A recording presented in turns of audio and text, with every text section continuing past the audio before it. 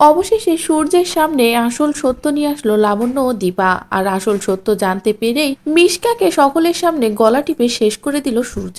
হ্যাঁ বন্ধুরা, অনুরাগে ছোঁয়ার আগামী পর্বগুলোতে আমরা ঠিক এমনটাই দেখতে চলেছি। মিশকার বাড়াবাড়ি আর কেউ সহ্য করতে পারছে না। প্রথমত দীপাকে মারার চেষ্টা করেছিল, আবার তবলাকেও মারার চেষ্টা করছে। তবলা কোনো রকম করে মিশকার হাত থেকে নিজেকে বাঁচিয়ে দীপার কাছে গিয়ে সবটা খুলে বলে যে মিশকা এখনো পর্যন্ত কতটা অন্যায় করে যাচ্ছে। মিশকা আর সূর্যের বিয়েটা হয়।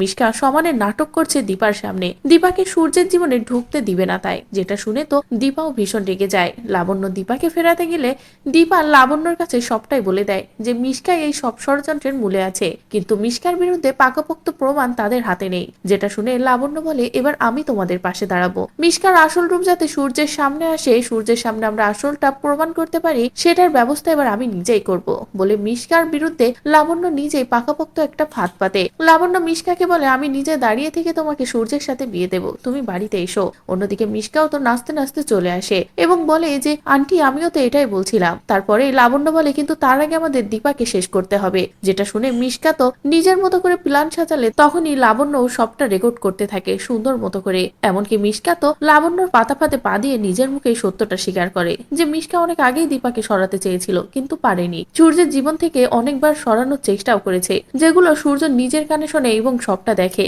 দেখে তো সূর্যের হুঁশ ফেরে। সূর্য সকলের সামনে বেরিয়ে আসে এবং মিশকার গলা টিপে ধরে আর বলে তোর এত বড় সাহস, তুই এভাবে আমাকে ঠকিয়েছিস, তার শাস্তি এবার আমি তোকে দেব, কিন্তু তার আগে দীপাকে বাড়িতে ফিরিয়ে আনবো বলেই দীপাকেও বাড়ি ফিরিয়ে আনে। তো বন্ধুরা, এভাবেই যদি এবার সূর্য মিশকাকে কঠিন শাস্তি দেয়, মিশকাকে এভাবেই শেষ করে দেয় সকলের সামনে, দীপাকেও ভালোবেসে কাছে টানে, তাহলে সেই সবটা দেখতে তোমাদের কেমন লাগবে কমেন্ট করে জানাও। পরবর্তী আপডেট পেতে চ্যানেলটি সাবস্ক্রাইব করো।